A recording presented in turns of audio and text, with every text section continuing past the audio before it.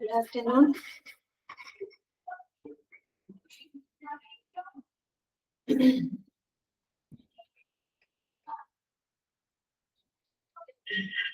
കേൾക്കാമോ? കേൾക്കുന്നില്ലേ? Good afternoon. Okay. അപ്പൊ നമ്മള് കഴിഞ്ഞ ക്ലാസ്സില് കേൾക്കാൻ പറ്റുന്നുണ്ടല്ലോ. നമ്മള് കഴിഞ്ഞ ക്ലാസ്സിൽ വെറും 2 ഡിപ്പാർട്ട്മെന്റ്സ് നമ്മൾ പറഞ്ഞിരുന്നുള്ളൂ അല്ലെ? ഏതൊക്കെയായിരുന്നത്? എൻഡോക്രൈനോളജി ഡിപ്പാർട്ട്മെന്റും നമ്മൾ പറഞ്ഞിരുന്നു. എല്ലാവർക്കും ഗുഡ് ആഫ്റ്റർനൂൺ ട്ടാ. എല്ലാവർക്കും ഗുഡ് ആഫ്റ്റർനൂൺ. പിന്നെ എന്തായിരുന്നു നമ്മൾ പറഞ്ഞത്? ജെറിയാട്രിക്സ് ഡിപ്പാർട്ട്മെന്റും ആണ് നമ്മൾ പറഞ്ഞിരുന്നത് അല്ലെ? അപ്പൊ നിങ്ങൾ വായിച്ചു നോക്കിയോ? വായിച്ചു നോക്കിയിരുന്നോ? ആരൊന്നും പറയുന്നില്ലല്ലോ. ആരും വായിച്ചു വെക്കില്ലേ? അപ്പൊ നമ്മള് മറ്റേ എൻഡോക്രൈനോളജി അല്ലെ, എൻഡോക്രൈൻ സിസ്റ്റത്തെ കുറിച്ച് പറഞ്ഞിരുന്നു. അതിൽ ഉൾപ്പെടുന്ന കുറച്ച് ഗ്ലാൻസ് ഒക്കെ നമ്മൾ കഴിഞ്ഞ ക്ലാസ്സിൽ ഡിസ്കസ് ചെയ്തിരുന്നു. അപ്പൊ ഒന്ന് പറയാമോ? ആരെങ്കിലും ഒരാളൊന്ന് പറഞ്ഞേ. ആര്യനന്ദ ഉണ്ടോ? ആര്യനന്ദ ആര്യനന്ദ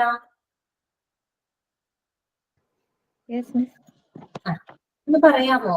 നമ്മുടെ എൻഡോക്രൈൻ സിസ്റ്റത്തിൽ വരുന്ന ഗ്ലാൻസ്. തേജോ ചാപ്റ്റർ നമ്പർ 5 ആണ് കേട്ടോ. Different departments in hospital. അതാണ് നമ്മൾ പറയുന്നത് കേട്ടോ. പറഞ്ഞോളൂ ആര്യനന്ദ, പറഞ്ഞോളൂ.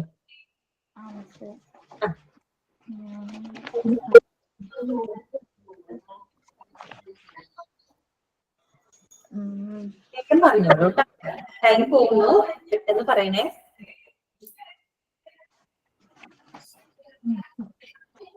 ഏതൊക്കെ ഗ്ലാൻസ് അതിനകത്ത് വരുന്നത്? കേൾക്കുന്നില്ല?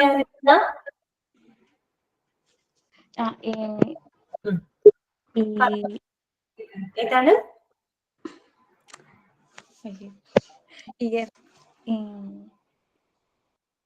തൈറോയിഡ്. പറഞ്ഞു. തൈറോയിഡ് ശരിയാണ്, പറഞ്ഞു കേട്ടോ. തൈറോയിഡ്. പിന്നെ ഏതാണ്? Parathyroid, pancreas, pineal gland, hypothalamus. വായിച്ചു നോക്കിയിരുന്നോ? കുറച്ച് വായിച്ചോളൂ. കുഴപ്പമില്ല കേട്ടോ. വായിച്ചു നോക്കണം കേട്ടോ. നമ്മൾ അതിനകത്ത് പറഞ്ഞത് പാൻക്രിയാസ് ഉണ്ടായിരുന്നു, പിന്നെ പീനിയല്, ഹൈപ്പോതലാമസ്, പിറ്റ്യൂട്ടറി, തൈറോയിഡ്, പാരാതൈറോയിഡ്, ഇങ്ങനെയുള്ള ഗ്ലാൻസുകളാണ് കേട്ടോ മറ്റേ ഇതിനകത്ത് വരുന്ന എൻഡോക്രൈൻ സിസ്റ്റത്തിൽ. ഓക്കെ, കുഴപ്പമില്ല കേട്ടോ. അതിനകത്ത് വായിച്ചോളൂ കേട്ടോ. ടൈം കിട്ടുമ്പോ വായിക്കണം കേട്ടോ. പിന്നെ അത്രയാണ് നമ്മൾ പറഞ്ഞിരുന്നത് അല്ലെ? പിന്നെ നമ്മൾ ജെറിയാട്രിക്സ് അല്ലെ? ജെറിയാട്രിക്സ് എന്തായിരുന്നു? ഒരാള് പറഞ്ഞേ. സന്ധ്യ ഉണ്ടോ? സന്ധ്യ രതീഷ് എന്ന് പറയാമോ? സന്ധ്യ രതീഷ്. സന്ധ്യ ഉണ്ടോ? മേഡം കഴിഞ്ഞ ക്ലാസ്സിൽ ഇല്ലായിരുന്നു. കുഞ്ഞുങ്ങൾക്ക് ഒരു മീറ്റിംഗ് ഉണ്ടായിരുന്നു, അതിന് പോയേക്കുമായിരുന്നു. ആണോ? ഓക്കെ. കാണണം കേട്ടോ. ജെറിയാട്രിക്സ് വയോജന സംബന്ധമായിട്ടുള്ള പ്രശ്നങ്ങളെ കുറിച്ച് പഠിക്കുന്ന ഡിപ്പാർട്ട്മെന്റ് ആണ് കേട്ടോ. വാർദ്ധക്യ സഹജമായിട്ടുള്ള ഇഷ്യൂസ്, മീൻസ് പ്രശ്നങ്ങളെ പഠിക്കുന്ന ഡിപ്പാർട്ട്മെന്റ് ആണ്. ഓക്കെ. അപ്പൊ വായിക്കാൻ പറ്റാത്തവരും ക്ലാസ്സിൽ കയറാൻ പറ്റാത്തവരൊക്കെ സമയം കിട്ടുമ്പോൾ റെക്കോർഡഡ് ക്ലാസ് കാണണം കേട്ടോ. എന്നിട്ട് കാര്യങ്ങൾ മനസ്സിലാക്കി വെക്കണം. ഓക്കെ. അപ്പൊ ഞാൻ ഓൺ മ്യൂട്ട് ചെയ്യാണ്. നമുക്ക് ഇന്നത്തെ ക്ലാസ് തുടങ്ങാം കേട്ടോ.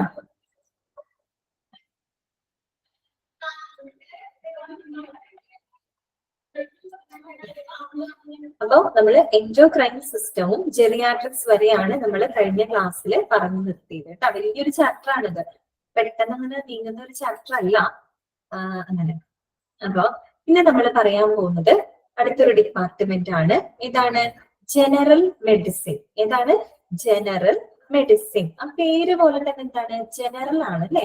പൊതുവായിട്ടുള്ള എല്ലാ വിധത്തിലുമുള്ള അസുഖങ്ങളെ ട്രീറ്റ് ചെയ്യുകയും അതുപോലെ തന്നെ ചികിത്സിക്കുകയും പിന്നെന്താണ് രോഗനിർണയവും അതുപോലെ പ്രിവെൻഷൻ അല്ലെ, പ്രതിരോധമൊക്കെ ചെയ്യുന്ന ഒരു ഡിപ്പാർട്ട്മെന്റ് ആണ് എന്തെന്ന് പറയുന്നത്? ജനറൽ മെഡിസിൻ എന്ന് പറയുന്നത്. ജനറൽ മെഡിസിൻ എന്ന് പറഞ്ഞാൽ എന്താണ്? It is the branch of medicine ആണ് that deals with a wide range of diseases ആണ് കേട്ടോ. That affects the parts of the human body. അതായത് നമ്മുടെ മനുഷ്യ ശരീരത്തിലെ എല്ലാവിധ അവയവങ്ങളെയും ബാധിക്കുന്ന എന്താണ് പ്രശ്നങ്ങളെ കുറിച്ച് പഠിക്കുന്ന ഒരു എന്താണ് ബ്രാഞ്ച് ഓഫ് മെഡിസിൻ ആണ്. അതിൽ ഇന്നതെന്നില്ല, പർട്ടിക്കുലർ എന്ന് പറഞ്ഞിട്ടില്ല. പൊതുവായിട്ടുള്ള എല്ലാ പ്രശ്നം ജനറൽ ആണ് അല്ലെ, പൊതുവായതാണ് അല്ലെ, പൊതുവായിട്ടുള്ള എല്ലാ പ്രശ്നങ്ങളെയും കൈകാര്യം ചെയ്യുന്ന ഒരു ഡിപ്പാർട്ട്മെന്റ് ആണ് എന്തെന്ന് പറയുന്നത് ജനറൽ മെഡിസിൻ എന്ന് പറയുന്നത്. നമുക്ക് വായിക്കാം കേട്ടോ. എന്താണ് ജനറൽ മെഡിസിൻ പറയുന്നത്? Internal medicine or general medicine is the medical speciality that deals with the prevention, diagnosis and treatment of adult diseases അല്ലെ. അപ്പോ ജനറൽ മെഡിസിന് പറയുന്ന മറ്റൊരു പേരാണിത് ഇന്റേണൽ മെഡിസിൻ. എന്താണ് പറയാ? Internal medicine. കാര്യം എന്താണ്? നമ്മുടെ ബോഡിക്കകത്തുള്ള ഇന്റേണൽ ഓർഗൻസിനെ കുറിച്ചും അവയിൽ വരുന്ന പ്രശ്നങ്ങളെ കുറിച്ചൊക്കെ പഠിക്കുന്നതാണ് അല്ലെ. അപ്പൊ ജനറൽ മെഡിസിന് വേറൊരു പേര് കൂടെ പറയുന്നുണ്ട്. എന്താണത്? ഇന്റേണൽ മെഡിസിൻ എന്നും പറയുന്നു കേട്ടോ. നോട്ട് ചെയ്യുന്നതിനെ എന്താണെന്ന് പറയുന്നത്? It is A medical speciality that deals with the prevention, diagnosis and treatment of adult diseases അല്ലെ. അഡൽട്ട് എന്താണ്? പ്രായപൂർത്തിയായിട്ടുള്ള ആളുകൾക്ക് അല്ലെ. എന്ന് പറഞ്ഞാൽ നമുക്ക് എന്ത് പറയാം? ഓൾ ഏജ് ഗ്രൂപ്പ്സ് അല്ലെ. ഒരുവിധം എല്ലാ ഏജ് ഗ്രൂപ്പിലും പെട്ടവരും ഇതിനകത്ത് പറയും. അപ്പൊ അഡൽട്ട് എന്ന് പറയുമ്പോൾ നമ്മൾ കഴിഞ്ഞ ക്ലാസ്സിൽ പറഞ്ഞ ജെറിയാട്രിക്സ് ആയിട്ട് കൺഫ്യൂഷൻ വരരുത് കേട്ടോ. അതെന്താണ്? അത് ഓൾഡർ അഡൽട്ട് ആണ് കേട്ടോ. ഓൾഡർ അഡൽട്ട് ആണ്. എന്ന് വെച്ചാൽ എന്താണ്? പ്രായം ചെന്ന ആളുകളാണ്. ഇവിടെ നമ്മൾ പറയുന്നത് അഡൽട്ട് ആണ്, പ്രായപൂർത്തിയായിട്ടുള്ള ആളുകൾ കേട്ടോ, 18+ ആയിട്ടുള്ള ആളുകൾ. അപ്പൊ അവർക്കൊക്കെ വരുന്ന എന്താണ് ങ്ങളും അവയുടെ ചികിത്സയും രോഗനിർണയവും പിന്നെന്താണ് പ്രിവെൻഷൻ അല്ലെ, പ്രതിരോധവും ഇവയെല്ലാം കുറിച്ചും കൈകാര്യം ചെയ്യുന്ന ഒരു ഡിപ്പാർട്ട്മെന്റ് ആണ് എന്ന് പറയുന്നത് ജനറൽ മെഡിസിൻ അഥവാ ഇന്റേണൽ മെഡിസിൻ എന്ന് പറയുന്നത്. മനസ്സിലായല്ലോ? പിന്നെ നിങ്ങൾ ഓർക്കേണ്ട പോയിന്റ് എന്താണ്? ജനറൽ ആണ്. അതെന്താണ്? എല്ലാ വൈഡ് റേഞ്ച് ഓഫ് ഡിസീസസിനെയും അത് കൈകാര്യം ചെയ്യുന്നുണ്ട് കേട്ടോ. നമ്മുടെ ഹ്യൂമൻ ബോഡിക്ക് വരുന്ന എല്ലാ വിധത്തിലുമുള്ള വൈഡ് റേഞ്ച് ഓഫ് ഡിസീസസിനെ ഡീൽ ചെയ്യുന്ന, കൈകാര്യം ചെയ്യുന്ന ഒരു ഡിപ്പാർട്ട്മെന്റ് ആണ്. ക്ലിയർ? ഇനി എന്താണ് പറയുന്നത്? എ ജനറൽ പ്രാക്ടീഷണർ, എന്താ ഷോർട്ടാക്കി പറയാം? GP എന്നാണ് കേട്ടോ പറയാം. is a physician who is not specialized in one particular area of medicine അല്ലെ. നമ്മൾ പലപ്പോഴും കേട്ടിട്ടുണ്ട്, ഫിസിഷ്യൻ കേട്ടിട്ടില്ലേ? നമ്മള് സാധാരണ എന്തെങ്കിലും അസുഖമൊക്കെ വരുമ്പോ നമ്മൾ ഹോസ്പിറ്റലിൽ പോകുമ്പോൾ ആരെയും നമ്മൾ കാണാം? ഫിസിഷ്യനെ ആണല്ലേ കാണാം. ആരാണ് ഈ ഫിസിഷ്യൻ എന്ന് പറഞ്ഞാല്? ഫിസിഷ്യൻ എന്ന് പറഞ്ഞാൽ അദ്ദേഹത്തിന് പറയുന്ന വേറൊരു പേരാണത് ജനറൽ പ്രാക്ടീഷണർ കേട്ടോ. നമ്മൾ ജനറൽ പ്രാക്ടീഷണർ എന്ന് നമ്മൾ പറയാറില്ല, നമ്മളിപ്പോ ഒരു ഫിസിഷ്യൻ ആണ് പറയാറ്. അവർ ആരാണെന്നാ പറയുന്നത്? Who is not specialised in one particular area of medicine അല്ലെ. അതായത് മെഡിസിനിലെ ഒരു പെർട്ടിക്കുലർ ഏരിയനെ സ്പെഷ്യലൈസ് ചെയ്യുന്ന ആളല്ല എന്ന് പറഞ്ഞപ്പോ നമ്മൾ കാർഡിയോളജിസ്റ്റ് എന്ന് പറയുന്നത് എന്താണ്? അദ്ദേഹം ഹാർട്ടിനെ സ്പെഷ്യലൈസ് ചെയ്തിട്ടുള്ള ഡോക്ടറാണ് അല്ലെ. പൾമണോളജിസ്റ്റ് എന്ന് പറയുന്നത് എന്താണ്? അദ്ദേഹം ശ്വാസകോശത്തിനെ പ്രത്യേകം സ്പെഷ്യലൈസ് ചെയ്തിട്ട് പ്രാക്ടീസ് ചെയ്യുന്ന ഒരു വ്യക്തിയാണ്. പക്ഷേ ഫിസിഷ്യൻ എന്ന് പറഞ്ഞാൽ എന്തല്ല? Not specialised in one particular, ഒരു പ്രത്യേക ഏരിയയിൽ ഒതുങ്ങുന്നതല്ല, ഒരു ഹാർട്ടിൽ ഒതുങ്ങുന്നതല്ല അവരുടെ പഠനം, അല്ലെങ്കിൽ ഒരു ശ്വാസകോശത്തിൽ ഒതുങ്ങുന്നതല്ല, ഒരു കിഡ്നിയിൽ ഒതുങ്ങുന്ന പഠനമല്ല. പകരം എന്താണ്? വൈഡ് റേഞ്ച് ആണ് അല്ലെ. എല്ലാ വിധത്തിലുമുള്ള കാര്യങ്ങളെ, ഹ്യൂമൻ ബോഡിയെ ബാധിക്കുന്ന എല്ലാ വിധത്തിലുമുള്ള കാര്യങ്ങളിലും എന്താണ്? സ്പെഷ്യലൈസ് ചെയ്തിട്ടുള്ള ആളാണ് ഫിസിഷ്യൻ എന്ന് പറയുന്നത്. ജനറൽ ആയിട്ടുള്ള കാര്യങ്ങൾ കേട്ടല്ലോ. ഓക്കെ, അതാണ് അവിടെ ഉദ്ദേശിക്കുന്നത് കേട്ടോ. മനസ്സിലാവുന്നില്ല ഞാൻ പറയുന്നത്? ക്ലിയർ ആവുന്നില്ലേ? ക്ലിയർ ആവുന്നില്ലേ? ക്ലിയർ ആവുന്നുണ്ടെങ്കിൽ ഒന്ന് മെസ്സേജ് ചെയ്യണോ കേട്ടോ. ജസ്റ്റ് മെസ്സേജ് ചെയ്യണേ. ഓക്കെ, അപ്പൊ അടുത്ത ഭാഗം നമുക്ക് നോക്കാം. സെക്കൻഡ് പാരഗ്രാഫ് നമുക്ക് നോക്കാം. Routine health care and access and treatment many different conditions including illness and injuries. അതായത് ഈ ഒരു ജനറൽ മെഡിസിൻ വിഭാഗം എന്താണ് അവരവിടെ നോക്കുന്നത്? എന്തിന്റെ എക്സാമിനേഷൻസ് ആണ് അവരവിടെ ചെയ്യുന്നത്? Routine health care and access അല്ലെ. അതായത് പതിവ് ആരോഗ്യ പരിശോധനകള്, പരിചരണങ്ങള്. ഏതൊക്കെയാണ് റൂട്ടീൻ ഹെൽത്ത് കെയറിന് എക്സാമ്പിൾ ആയിട്ട് അവർ പറയുന്നത്?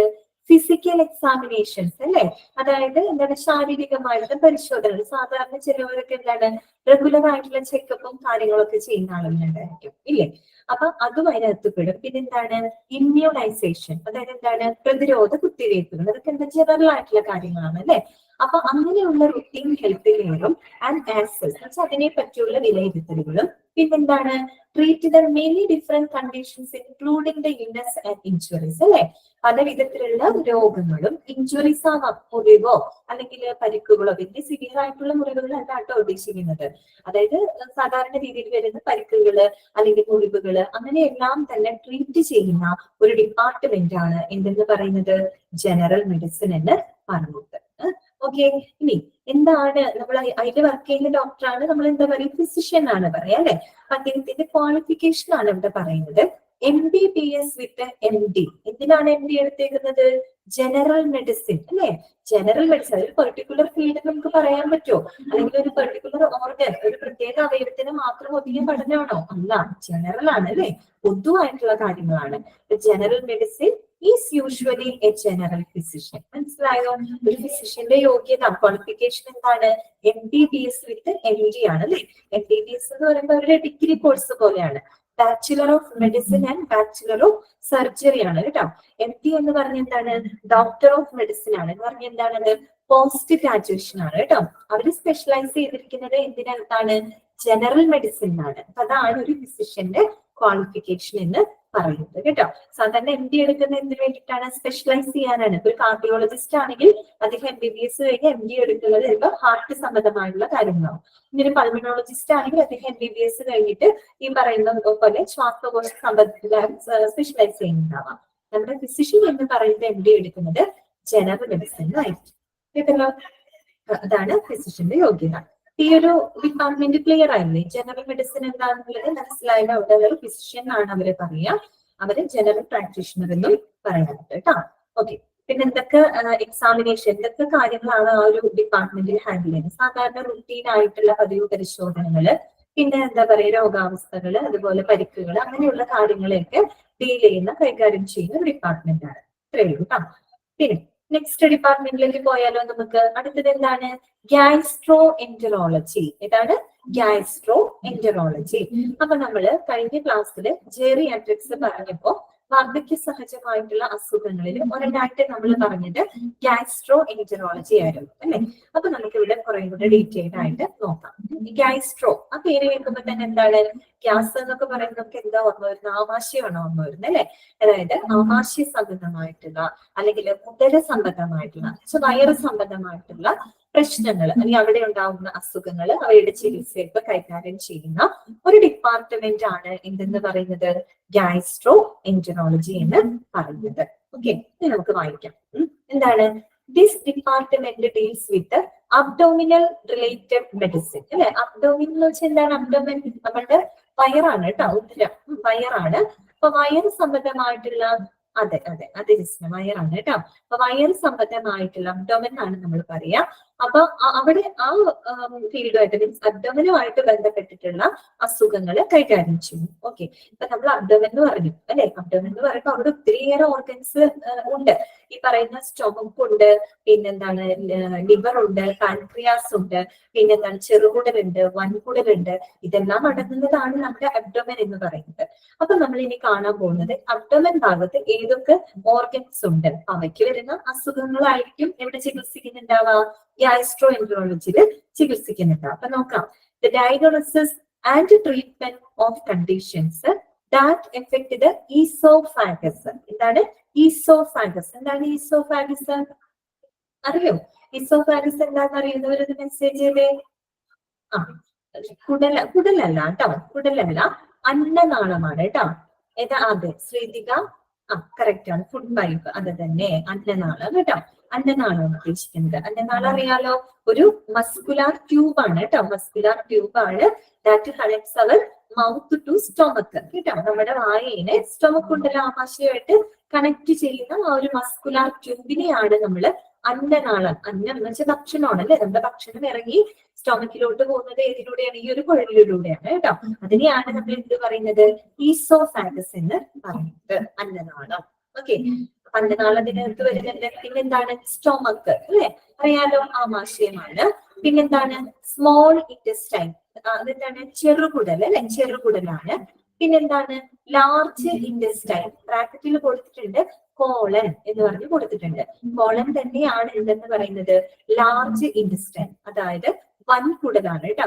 നമ്മുടെ വൻകുടൽ ഉണ്ടല്ലോ, മനുഷ്യന്റെ വൻകുടലിന് പ്രധാനമായിട്ടും 3 ഭാഗങ്ങളായിട്ടാണ് അതിനെ തിരിച്ചേക്കുന്നത്. മറ്റൊരു പൈപ്പ് പോലെ തന്നെ, പക്ഷെ അതിന് ഫസ്റ്റ് ഭാഗം ഉണ്ടല്ലോ, അതിന്റെ തുടങ്ങുന്ന ഭാഗം, അതിന് നമ്മൾ സീക്കം എന്നാണ് പറയുന്നത്, സീക്കം.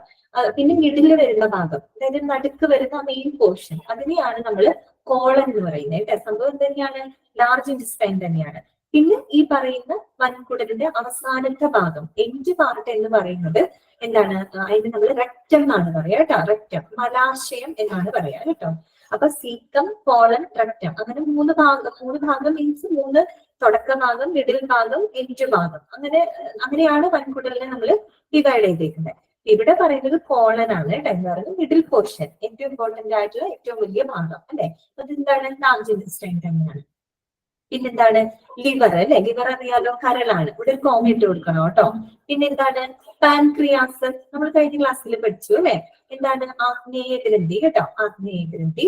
പിന്നെന്താണ് ഗോൾ ബ്ലാഡർ അല്ലെ. ഗോൾ ബ്ലാഡർ എന്താണ്, പിത്താശയം അല്ലെ, പിത്തസഞ്ചി കേട്ടിട്ടില്ലേ, പിത്താശയത്തിൽ കല്ലാണ് എന്നൊക്കെ പറഞ്ഞു കേട്ടിട്ടില്ലേ.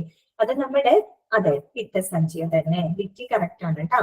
ഗോൾ ബ്ലാഡർ എന്ന് വെച്ചാൽ അതാണ്. അതായത് നമ്മുടെ ലിവർ ഉണ്ടല്ലോ, കരള്, ഈ കരൾ ഉത്പാദിപ്പിക്കുന്നതാണ് എന്ത്, ബൈൽ എന്ന് പറയുന്ന സംഭവം, പിത്തരസം.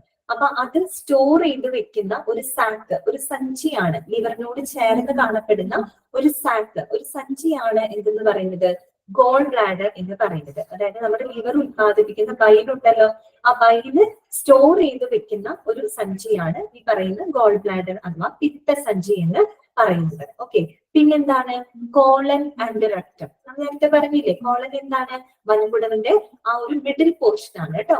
മിഡിൽ പോർഷൻ, ഏറ്റവും വലിയ ഭാഗമാണ് കോളൻ എന്ന് പറയുന്നത്. റെക്റ്റം എന്ന് പറഞ്ഞാൽ എന്താണ്, മലാശയമാണ് കേട്ടോ. അതായത് വൻകുടലിന്റെ ഏറ്റവും അവസാനത്തെ ഭാഗമാണ്. ഈ പറഞ്ഞ ദഹന മാലിന്യങ്ങളെല്ലാം തന്നെ സ്റ്റോർ ചെയ്യുന്ന ഭാഗമാണ് എന്ത്, റെക്റ്റം എന്ന് പറയുന്നത്. ഇത്രയും കാര്യങ്ങൾ ഇൻക്ലൂഡ് ചെയ്തതാണ് എന്തെന്ന് പറയുന്നത് നമ്മുടെ അബ്ഡോമൻ എന്ന് പറയുന്നത്. മനസ്സിലായിട്ട് ഏതൊക്കെയാണെന്ന് മനസ്സിലാക്കി വെക്കണം കേട്ടോ. ഈസോഫാഗസ് അന്നനാളം, സ്റ്റൊമക്ക് ഉണ്ട്, സ്മോൾ ഇൻറ്റസ്റ്റൈൻ, ലാർജ് ഇൻറ്റസ്റ്റൈൻ, പിന്നെ നമ്മുടെ liver, pancreas, gall bladder, colon and rectum. ഇത്രയും അടങ്ങുന്നതാണ് നമ്മുടെ അബ്ഡോമൻ. അപ്പൊ ഈ പറയുന്ന ഓർഗൻസിനെ ബാധിക്കുന്ന അസുഖങ്ങളും അവരുടെയൊക്കെ ചികിത്സയുമായിട്ട് ബന്ധപ്പെട്ട വിഭാഗമാണ് എന്തെന്ന് പറയുന്നത് ഗ്യാസ്ട്രോ എൻറ്ററോളജി എന്ന് പറയുന്നത്. ക്ലിയർ ആണല്ലോ. പിന്നെന്താണ്, ഇറ്റ് ആൾസോ ഇൻവോൾവ്സ് എൻഡോസ്കോപ്പി അല്ലെ. എൻഡോസ്കോപ്പി ഒക്കെ നിങ്ങൾ മിക്കപ്പോഴും കേട്ടിട്ടുള്ളതാണ്. എൻഡോസ്കോപ്പി ചെയ്തവരൊക്കെ ചിലപ്പോൾ ഉണ്ടായിരിക്കാം, നമുക്കല്ല, നമ്മുടെ ബന്ധത്തിലോ റിലേറ്റീവ്സിലോ ഒക്കെ അറിയാലോ എൻഡോസ്കോപ്പി. എൻഡോസ്കോപ്പി എന്ന് പറഞ്ഞത് ഒരു മെഡിക്കൽ പ്രൊസീജിയർ ആണ് കേട്ടോ. ഒരു മെഡിക്കൽ പ്രൊസീജിയർ ആണ്. കാര്യം ഉദര സംബന്ധമായിട്ടുള്ള അസുഖങ്ങളെയൊക്കെ കണ്ടുപിടിക്കാനായിട്ട് നമ്മൾ ഉപയോഗിക്കുന്ന ഒരു മെഡിക്കൽ പ്രൊസീജിയർ ആണ്. ശരിക്കും പറഞ്ഞാൽ എൻഡോസ്കോപ്പി എന്ന് പറഞ്ഞാൽ medical procedure that allows a doctor to examine inside the body without surgery. Okay. അതായത് നമ്മുടെ സർജറി കൂടാതെ നമ്മുടെ ഹ്യൂമൻ ബോഡിക്കകത്ത്, അതായത് നമ്മുടെ ശരീരത്തിനകത്തുള്ള പ്രശ്നങ്ങളെ കണ്ടുപിടിക്കാനായിട്ട് ഉപയോഗിക്കുന്ന ഒരു മെഡിക്കൽ പ്രൊസീജിയർ ആണ് എൻഡോസ്കോപ്പി എന്ന് പറയുന്നത്. അതിനകത്ത് എൻഡോസ്കോപ്പ് എന്ന് പറയുന്ന വളരെ ലോങ് ആയിട്ടുള്ള, വളരെ എന്താ പറയാ നീളമുള്ള തിന്നായിട്ടുള്ള ഒരു ട്യൂബ് ഉണ്ട്, എന്നുവെച്ചാൽ കനം കുറഞ്ഞൊരു ട്യൂബ്, അതിനെയാണ് നമ്മൾ എൻഡോസ്കോപ്പ് എന്ന് പറയുന്നത്. അതെ, എൻഡോസ്കോപ്പ്. ഈ എൻഡോസ്കോപ്പിന്റെ അറ്റത്ത് സാധാരണ ഒരു ക്യാമറ ഉണ്ടായിരിക്കും, പിന്നെ ഒരു ലൈറ്റും ഉണ്ടായിരിക്കും. ഓക്കെ. എന്നിട്ട് ഇത് എന്ത് ചെയ്യും, നമ്മുടെ ഹ്യൂമൻ ബോഡിയിലേക്ക് ഇൻസേർട്ട് ചെയ്യും. എങ്ങനെ ഇൻസേർട്ട് ചെയ്യും, നാച്ചുറൽ ഓപ്പണിങ്സിലൂടെ. നാച്ചുറൽ ഓപ്പണിങ്സ് എന്ന് പറയുന്നത് നമ്മുടെ മൗത്ത് ആവാം, അല്ലെങ്കിൽ മൂത്രനാളി, യൂറിത്ര എന്ന് പറയും, മൂത്രനാളിയിലൂടെയാണ്, അല്ലെങ്കിൽ അനസ്, മലദ്വാരം, അങ്ങനെയുള്ള നാച്ചുറൽ ഓപ്പണിങ്സിലൂടെ ഈ പറയുന്ന എൻഡോസ്കോപ്പിനെ കടത്തിവിടും, ഇൻസേർട്ട് ചെയ്യും. എന്നിട്ട് ഏത് ഓർഗൻ ആണോ അവിടെ എക്സാമിൻ ചെയ്യേണ്ടത് അതിന്റെ പിക്ചേഴ്സ്, അതിന്റെ ഇമേജസ് ഈ ഇതിനകത്ത് ക്യാമറ ഉണ്ടല്ലോ അത് ക്യാപ്ചർ ചെയ്യും. എന്നിട്ട് ഡോക്ടർക്ക് കാണാൻ പാകത്തിൽ അത് സ്ക്രീനിൽ ഡിസ്പ്ലേ ചെയ്യുന്നു. ഡോക്ടർക്ക് വലിയ സർജറി കൂടാതെ ഇവിടുത്തെ പ്രശ്നങ്ങളൊക്കെ എന്ത് ചെയ്യാൻ പറ്റും, മനസ്സിലാക്കാനായിട്ട് പറ്റും. സംഭവം അതാണ് എൻഡോസ്കോപ്പി എന്ന് പറയുന്നത്. അപ്പൊ അത് ഇതിനകത്താ വരുന്നത് ഗ്യാസ്ട്രോ എൻട്രോളജിയിൽ വരുന്ന ഒരു മെഡിക്കൽ പ്രൊസീജിയർ ആണ്. അത് മനസ്സിലാക്കി വെക്കാം കേട്ടോ. പിന്നെന്താ പറയുന്നത്, special nurses are often posted in this department if they are capable of performing a wide range of bowel investigations. എന്താണ് പറയുന്നത്, അതായത് സ്പെഷ്യൽ നഴ്സുമാരാണ് അതിനകത്ത് പോസ്റ്റ് ചെയ്യപ്പെടുന്നത്. അതായത് സാധാരണ ഒരു ജനറൽ നഴ്സോ ഒരു BSc നഴ്സോ അല്ല. എന്താണ് സ്പെഷ്യൽ നഴ്സ് എന്ന് പറഞ്ഞാൽ? സ്പെഷ്യൽ നഴ്സ് എന്ന് പറഞ്ഞാല് നഴ്സിംഗില് മാസ്റ്റർ ഡിഗ്രി ചെയ്തിട്ടുള്ള ആളുകളായിരിക്കും. ഓക്കെ, അതായത് ശരിക്കും പറഞ്ഞാല് എക്സ്പേർട്ട് നേഴ്സ് ആയിരിക്കും ഇൻ പെർട്ടിക്കുലർ ഏരിയ. ഓക്കെ, അതായത് അത്രയും എക്സ്പേർട്ട് ആയിട്ടുള്ള ഒരു നേഴ്സ് ആയിരിക്കും. അവര് പോസ്റ്റ് ഗ്രാജുവേഷൻ കഴിഞ്ഞിട്ടുണ്ടാവും, അല്ലെങ്കിൽ മാസ്റ്റർ ഡിഗ്രി എടുത്തിട്ടുണ്ടാവും. അതുകൂടാണ്ട് അവർക്ക് മറ്റേ എന്താണ് ക്ലിനിക്കൽ നഴ്സിംഗ് സ്പെഷ്യലൈസേഷന്റെ സർട്ടിഫിക്കേഷനും ഉണ്ടായിരിക്കും. അത്രയും എക്സ്പീരിയൻസ്ഡ് ആയിട്ടുള്ള ആളായിരിക്കും. അവരാണ് സ്പെഷ്യൽ നഴ്സ് എന്ന് പറയുന്നത്. അതെ, അതെ ലിറ്റി, കറക്റ്റ് ആണ് കേട്ടോ. അപ്പൊ ഇത്തരം സ്പെഷ്യൽ നഴ്സുമാരെയാണ് ഏത് ഡിപ്പാർട്ട്മെന്റിൽ പോസ്റ്റ് ചെയ്യുന്നത്? ഗ്യാസ്ട്രോ എൻറ്ററോളജി എന്ന് പറയുന്ന ഡിപ്പാർട്ട്മെന്റിൽ പോസ്റ്റ് ചെയ്യുന്നത്. എന്താണ് കാരണം? എന്താ പറയുന്നത്? They are capable of performing A wide range of bowel investigations. അല്ലെ, എന്താണ് ബൗവൽ ഇൻവെസ്റ്റിഗേഷൻ എന്ന് പറഞ്ഞാല്? ഈ പറയുന്ന വയറ് സംബന്ധമായിട്ടുള്ള പരിശോധനകളൊക്കെ ചെയ്യുന്നതില് കുറെ കൂടെ എക്സ്പേർട്ട് ആയിട്ടുള്ള ട്രെയിൻഡ് ആയിട്ടുള്ള നഴ്സുമാരായിരിക്കും. ഓക്കെ, അവരാണ് സ്പെഷ്യൽ നഴ്സസ്. അതുകൊണ്ടാണ് അവിടെ സ്പെഷ്യൽ നഴ്സസ് എന്ന് പറയുന്ന ഒരു വിഭാഗത്തിന് അവരവിടെ പോസ്റ്റ് ചെയ്യുന്നത്. ക്ലിയർ ആയോ പറഞ്ഞത്? അത്രേ ഉള്ളൂ ഗ്യാസ്ട്രോ എൻട്രോളജി. സിമ്പിൾ അല്ലേ? ഗ്യാസ്ട്രോ എൻട്രോളജി എന്ന് പറയുമ്പോൾ ഈ പറഞ്ഞ അബ്ഡോമൻ റിലേറ്റഡ് ആയിട്ടുള്ള ഇഷ്യൂസിനെയാണ് ഹാൻഡിൽ ചെയ്യുന്നത്. അപ്പൊ നമ്മൾ മനസ്സിലാക്കി അബ്ഡോമന്റെ ഭാഗത്ത് വരുന്ന ഓർഗൻസ് ഒക്കെ അതിനകത്ത് പെടും അല്ലെ. അതേതൊക്കെയാണ് നമ്മൾ കണ്ടു? ഈസോഫാഗസ് ഉണ്ട്, സ്റ്റൊമക്ക്, പിന്നെ small intestine, large intestine, then liver, pancreas, gall bladder, colon and rectum ആണ്. പിന്നെ നമ്മൾ കണ്ടു എൻഡോസ്കോപ്പി എന്ന് പറയുന്ന മെഡിക്കൽ പ്രൊസീജിയർ ഇതിനകത്ത് വരുന്നുണ്ട്. പിന്നെ സ്പെഷ്യൽ നഴ്സുമാരാണ് സാധാരണയായിട്ട് ഈ ഒരു ഡിപ്പാർട്ട്മെന്റിൽ പോസ്റ്റ് ചെയ്യപ്പെടുന്നത്. ക്ലിയർ ആണല്ലോ പറഞ്ഞത്? ഓക്കെ അല്ലേ? ഇനി അടുത്ത ഡിപ്പാർട്ട്മെന്റ് ആണ് ഏതാണ്? ഹെപ്പറ്റോളജി. ഏതാണ്? ഹെപ്പറ്റോളജി. ഇത് വളരെ കുഞ്ഞാക്കിയിട്ടാണ് കൊടുത്തേക്കുന്നത്. ശരിക്കും ഇത്രയും വലിയൊരു എന്താ പറയാ ഹെഡിങ് വേണ്ടതായിരുന്നു. എന്താണ് അങ്ങനെ പറ്റിയത്? ഹെപ്പറ്റോളജി ബോൾഡ് ആയിട്ട് കൊടുത്തിട്ടുണ്ട്. നമുക്ക് നോക്കാം. അറിയാലോ ഹെപ്പറ്റോളജി എന്താണ്? കുറെ പേർക്കൊക്കെ അറിയാലോ. അറിയുന്നവര് പറയും, മെസ്സേജ് അയക്കി. എന്താണ് ഹെപ്പറ്റോളജി? പറയൂ. ഹെപ്പറ്റോളജി എന്താണ്? എല്ലാരും പോയോ? ഉറങ്ങിയോ? ലിവർ സ്പെഷ്യൽ ആണ് അല്ലെ? ലിവർ സംബന്ധമായിട്ടുള്ളതാണ് കേട്ടോ. കറക്റ്റ് ആണ് കേട്ടോ. ആര്യനന്ദ, ശ്രീദേവി, അലീന ഒക്കെ കറക്റ്റ് ആണ് പറയുന്നത്. അപ്പം ഉറങ്ങിപ്പോലെ കേട്ടോ ക്ലാസ്സിനകത്ത്. എണീറ്റിരിക്കും. എല്ലാരും ഓൺ ചെയ്ത് എങ്ങോട്ട് പോയേ? അപ്പം ഇതാണ് hepatology is a super speciality that deals with the diagnosis and management of patients suffering from the disorders of the liver ആണ് കേട്ടോ. അതായത് കരൾ സംബന്ധമായിട്ടുള്ള തകരാറുകൾ അല്ലെ, കരൾ സംബന്ധമായിട്ടുള്ള തകരാറുകളോട് ബുദ്ധിമുട്ടുന്ന പേഷ്യൻസിനെ അവരെ മാനേജ് ചെയ്യുന്നതിനും അവരുടെ പ്രശ്നങ്ങൾക്കൊക്കെ പരിഹാരം കാണുന്ന അല്ലെങ്കിൽ രോഗനിർണയം നടത്തുന്ന ചികിത്സ നടത്തുന്ന ഒരു ഡിപ്പാർട്ട്മെന്റ് ആണ് ഇതെന്ന് പറയുന്നത് ഹെപ്പറ്റോളജി എന്ന് പറയുന്നത്. സിമ്പിൾ ആണ്, അത്രയുള്ള കേട്ടോ ഹെപ്പറ്റോളജി. ഓക്കെ ആണല്ലോ? Hepatology is a super speciality that deals with the diagnosis and management of patients suffering from the disorders of the liver. Clear? ഇനി അടുത്തത് നെക്സ്റ്റ് വിഭാഗമാണ് ഗൈനക്കോളജി. ഇതാണ് ഗൈനക്കോളജി. ഇവിടെ ഗൈനക്കോളജി വരുന്നുണ്ട്, അതുപോലെ തന്നെ ഒബ്സ്ട്രക്റ്റിക്സും വരുന്നുണ്ട്. അപ്പോ പലർക്കും ഒരു ഡൗട്ടാണ്, ഗൈനക്കോളജി എന്ന് പറയുന്നതും ഒബ്സ്ട്രക്റ്റിക്സ് എന്നൊക്കെ പറഞ്ഞ ഏകദേശം ഒന്ന് തന്നെയല്ലേ? ഇപ്പൊ തമ്മിൽ എന്തെങ്കിലും വ്യത്യാസം ഉണ്ടോ?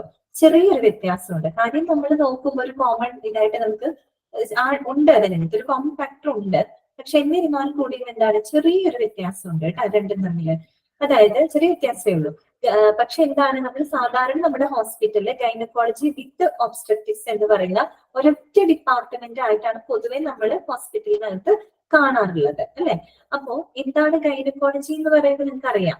അത് പ്രധാനമായിട്ടും ഗൈനക്കോളജി എന്ന് പറയുന്ന ആ ഒരു ബ്രാഞ്ച് കൂടുതൽ ഫോക്കസ് ചെയ്യുന്നത് ഫീമെയിൽസിന്റെ റീപ്രൊഡക്റ്റീവ് സിസ്റ്റത്തിനാണ് കേട്ടോ. അതായത് നമ്മുടെ സ്ത്രീകളുടെ പ്രത്യുൽപാദന വ്യവസ്ഥയില് അങ്ങനെ അവയെ ബാധിക്കുന്ന ഇഷ്യൂസ്, അവരുടെ ഫങ്ഷൻസ്, അങ്ങനെയുള്ള കാര്യങ്ങളിൽ ചികിത്സ കൊടുക്കുന്നത് അല്ലെങ്കിൽ അതിൽ ഫോക്കസ് ചെയ്യുന്ന ഒരു ഡിപ്പാർട്ട്മെന്റ് ആണ് ഗൈനക്കോളജി എന്ന് പറയുന്നത്. അതേസമയം നമ്മൾ ഒബ്സ്ട്രക്റ്റിക്സിലോട്ട് വരികയെന്ന് വിചാരിക്കും. അത് വന്നിട്ട് എന്താണ്, പ്രസവ ചികിത്സാ സംബന്ധമായിട്ടുള്ള ഒരു ഡിപ്പാർട്ട്മെന്റ് ആണ് എന്ന് പറഞ്ഞാല് അതിന് കൂടുതലും ഫോക്കസ് ചെയ്യുന്നത് എന്തിന്റെ കെയറിലാണ്, എന്തിന്റെ കെയറിലായിരിക്കും? പ്രഗ്നൻസി, പിന്നെ ചൈൽഡ് ബർത്ത് അല്ലെ, കുട്ടികൾ ജനിച്ചിട്ട്, പിന്നെ പോസ്റ്റ് പാർട്ടം പീരീഡ് അല്ലെ, അതായത് കുഞ്ഞുണ്ടായതിനു ശേഷമുള്ള ആ ഒരവസ്ഥ. അവിടെ അമ്മയെയും കുഞ്ഞിനെയും ഒരുപോലെ എന്ത് ചെയ്യുന്നുണ്ട്, അവര് പരിചരിക്കുന്നുണ്ട്. ആ ഒരു ഡിപ്പാർട്ട്മെന്റ് ആണ് ഒബ്സ്ട്രക്റ്റിക്സ് എന്ന് പറയുന്നത്. രണ്ടും തമ്മിൽ ചെറിയൊരു വ്യത്യാസം ഉണ്ടെന്നുള്ളൂ. ഒരെണ്ണം ഈ പറയുന്ന ഗൈനക്കോളജി ആകുമ്പോൾ ഫീമെയിൽ റീപ്രൊഡക്റ്റീവ് സിസ്റ്റത്തിന് കൂടുതൽ കെയർ കൊടുക്കുമ്പോൾ, ഒബ്സ്ട്രക്റ്റിക്സ് ആകുമ്പോൾ ഈ പറയുന്ന pregnancy, child birth, post partum period അങ്ങനെയുള്ള കാര്യങ്ങൾക്ക് അല്ലെങ്കിൽ അത്തരത്തിലുള്ള ചികിത്സയ്ക്കും കൂടുതൽ ഇമ്പോർട്ടൻസ് മീൻസ് കെയർ കൊടുക്കും. ഓക്കെ ആണല്ലോ, അത് നമുക്ക് വായിക്കാം കേട്ടോ. എന്താണ് ഗൈനക്കോളജി? ഗൈനക്കോളജി പറയുന്നത് എന്താണ്, this department deals with the investigation and treatment of problems of the female reproductive system. ഇപ്പൊ നമ്മൾ പറഞ്ഞത് കേട്ടോ, അതായത് നമ്മളുടെ എന്താണ് ഫീമെയിൽസിന്റെ പ്രത്യുൽപാദന വ്യവസ്ഥയുടെ ചികിത്സയും അവയുടെ പ്രശ്നങ്ങളും ഒക്കെ ബന്ധപ്പെട്ടിരിക്കുന്ന department, that is called gynaecology. ഇനി എന്താണ്, a women's life is marked by unique changes that occur with time. Correct അല്ലേ പറഞ്ഞത്? ഒരു സ്ത്രീയുടെ ലൈഫ് എടുക്കുകയാണെങ്കിൽ അവരെന്താണ്, അവരുടെ ലൈഫ് എന്താണ്, ഒരുപാട് മാറ്റങ്ങളിലൂടെ കടന്നു പോകുന്ന ഒരു ലൈഫ് സൈക്കിൾ ആണ് അല്ലെ ഒരു സ്ത്രീയുടെ ലൈഫ് സൈക്കിൾ എന്ന് പറയുന്നത്. എന്തൊക്കെയാണ്? ഫ്രം അറ്റൈൻ മെനാർക്കി അല്ലെ, മെനാർക്കി, പിന്നെന്താണ് conception, pregnancy, child birth and menopause അല്ലെ. സ്ത്രീയെ സംബന്ധിച്ചിടത്തോളം പല മാറ്റങ്ങളിലൂടെ അവർ കടന്നു പോകുന്നുണ്ട്. ഫ്രം അറ്റൈനിങ് മെനാർക്കി അല്ലെ, ആർത്തവം, അതുപോലെ തന്നെ കൺസെപ്ഷൻ, എന്താണത്, ഗർഭധാരണം അല്ലെ, ഗർഭധാരണം, പ്രഗ്നൻസി, ഇത് തന്നെ. പിന്നെന്താണ്, ചൈൽഡ് ബർത്ത് അല്ലെ, അതായത് ഒരു അമ്മയാവുന്നു അല്ലെ, കുഞ്ഞിന് ജന്മം കൊടുക്കുന്നുണ്ട്. പിന്നെന്താണ്, ആൻഡ് മെനോപോസ്, എന്താണ്, ആർത്തവ വിരാമം. അങ്ങനെ നോക്കിയിട്ട് എന്തെല്ലാം ചേഞ്ചസുകളിലൂടെയാണ് ഒരു സ്ത്രീയുടെ ബോഡി പോകുന്നതെന്നുള്ളത് അറിയാമല്ലോ. അപ്പൊ എന്താണ്, these changes do bring about problems directly or indirectly connected with the reproductive system. എന്താണ് പറയുന്നത്? അപ്പൊ ഇത്തരത്തിലുള്ള മാറ്റങ്ങള് ഡയറക്റ്റ് ആയിട്ടോ ഇൻഡയറക്റ്റ് ആയിട്ടോ, അതായത് നമ്മൾ പറഞ്ഞോളെ എന്താണ്, നേരിട്ടോ അല്ലാതെയോ ഈ സ്ത്രീകളുടെ പ്രത്യുൽപാദന വ്യവസ്ഥയിൽ പല പ്രശ്നങ്ങളും അല്ലെ ഉണ്ടാക്കുന്നുണ്ട് ഇങ്ങനെയുള്ള മാറ്റങ്ങൾ വരുമ്പോൾ. അപ്പോ എന്തുണ്ടായി, and so requires A separate branch of medicine that focuses on these areas. അതുകൊണ്ട് തന്നെ ഈ ഒരു ഏരിയയ്ക്ക് പ്രാധാന്യം കൊടുത്തുകൊണ്ട് തന്നെ ഒരു ഡിപ്പാർട്ട്മെന്റ് അല്ലെങ്കിൽ ഒരു ബ്രാഞ്ച് ഓഫ് മെഡിസിൻ തുടങ്ങുന്ന ഒരു ആവശ്യം മുന്നോട്ട് വരികയും അങ്ങനെയാണ് ഈ ഒരു ഗൈനക്കോളജി എന്ന് പറയുന്ന ഒരു ഡിപ്പാർട്ട്മെന്റ് വന്നേക്കുന്നത്. അവിടെ പ്രത്യേകിച്ച് കൂടുതലൊന്നും പറയുന്നില്ല, ഒരു ഗൈനക്കോളജി ഡിപ്പാർട്ട്മെന്റ് വരാനുള്ള ഒരു സാഹചര്യം അല്ലെങ്കിൽ അതിന്റെ ഒരു ഇമ്പോർട്ടൻസ് ആണ് അവിടെ പറയുന്നത് കേട്ടോ. പിന്നെ എന്താണ്, ദീസ് 3 സ്പെഷ്യാലിറ്റീസ് ആണ്. അപ്പൊ എന്തൊക്കെയാണ് ആ ഒരു 3 സ്പെഷ്യാലിറ്റികൾ റീപ്രൊഡക്റ്റീവ് സിസ്റ്റം ആയിട്ട് എഫക്ട് ചെയ്യുന്ന എന്തൊക്കെയാണ് ആ സ്പെഷ്യാലിറ്റീസ്? 3 എണ്ണം. ഒന്ന് ഗൈനക്കോളജി, ഇപ്പൊ നമ്മൾ പറയുന്ന ഗൈനക്കോളജി. പിന്നെന്താണ്, ഒബ്സ്ട്രക്റ്റിക്സ് അല്ലെ, ഒബ്സ്ട്രക്റ്റിക്സ് ഉണ്ട്.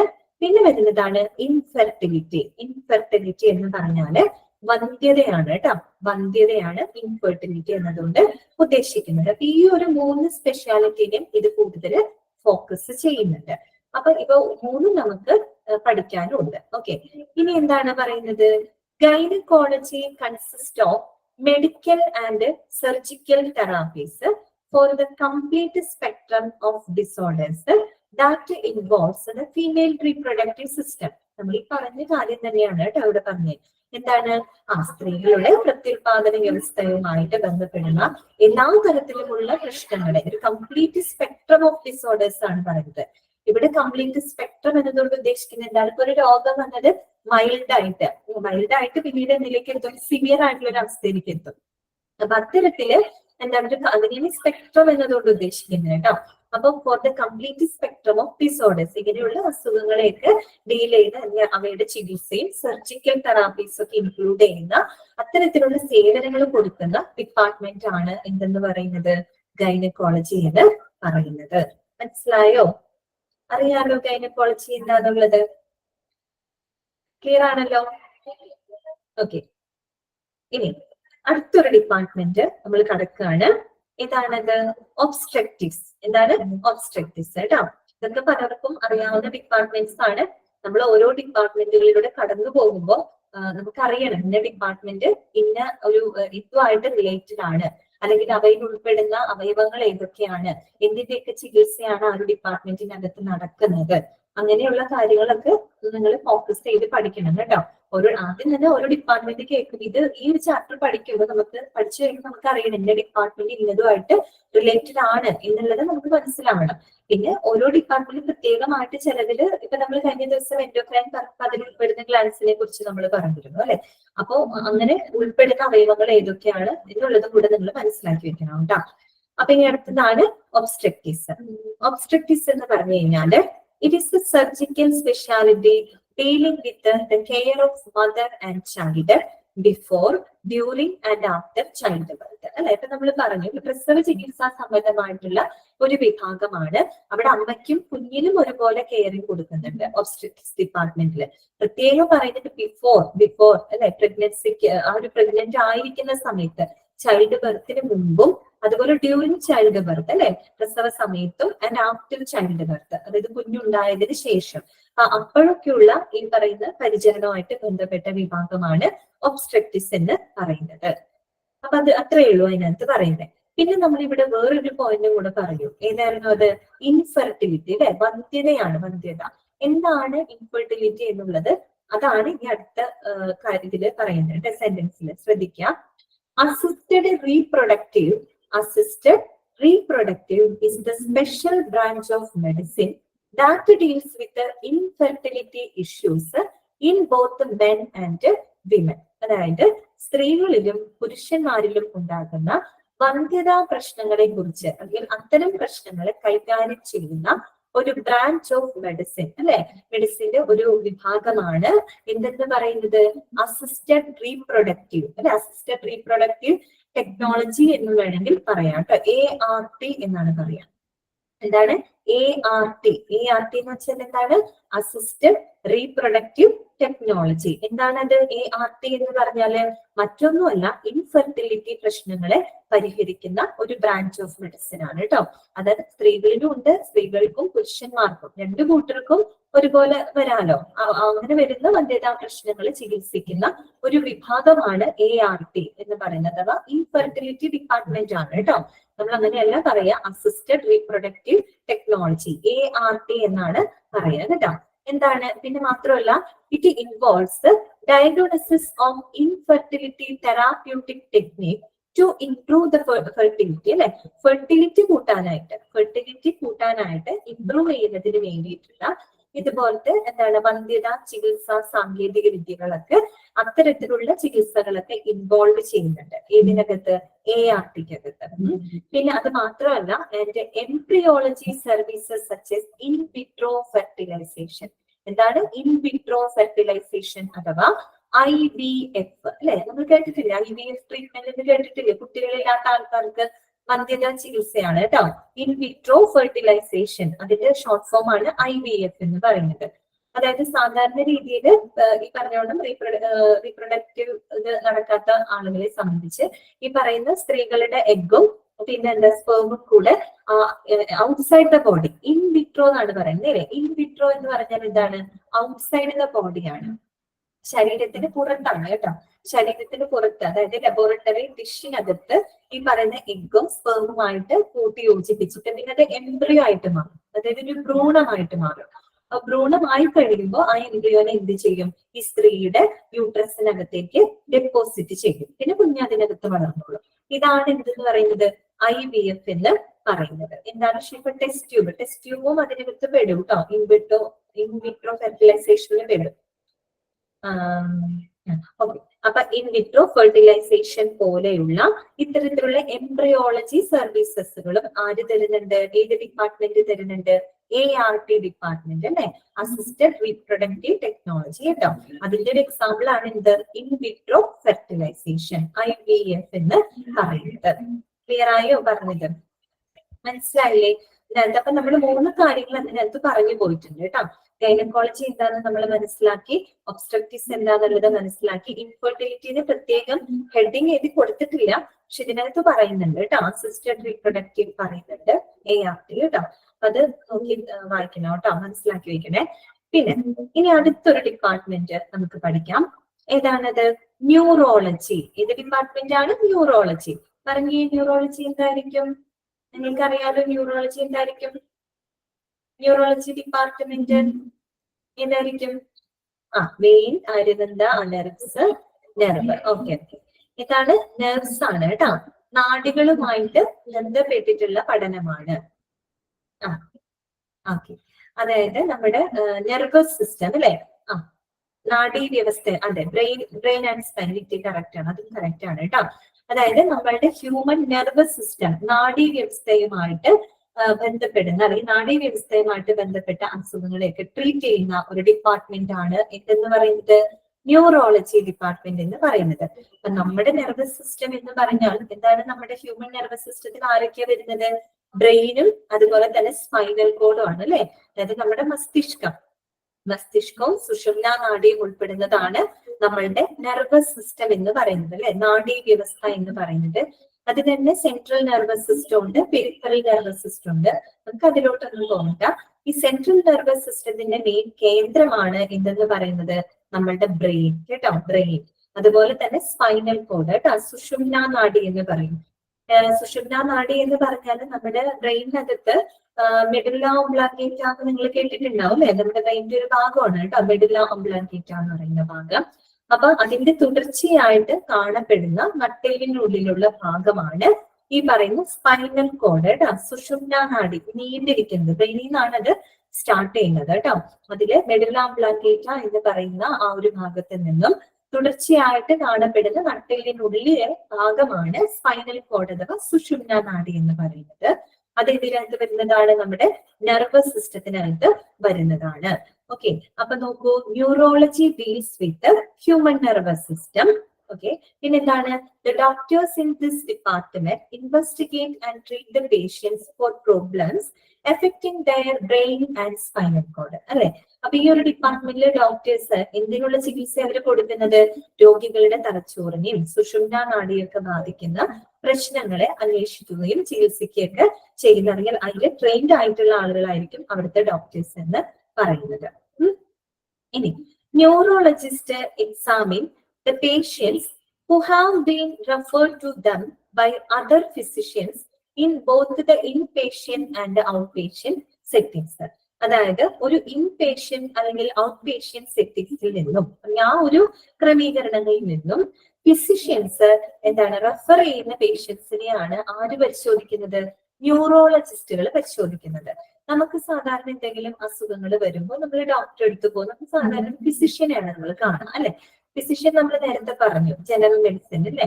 അദ്ദേഹം നമ്മൾ മൊത്തത്തിലൊക്കെ ഒന്ന് പരിശോധിച്ച് എന്തെങ്കിലും ഇഷ്യൂസ് ഒക്കെ ഉണ്ടെങ്കിൽ അദ്ദേഹം പറയും. ഇനി അദ്ദേഹത്തിന്റെ പരിശോധനയിൽ ആൾക്ക് തോന്നുകയാണ് ഇയാൾക്ക് ഇപ്പൊ ഒരു ന്യൂറോ സംബന്ധമായിട്ട് എന്തോ ഒരു ഇഷ്യൂ ഉണ്ട് എന്ന് തോന്നുകയാണെങ്കിൽ അവരെന്ത് ചെയ്യും?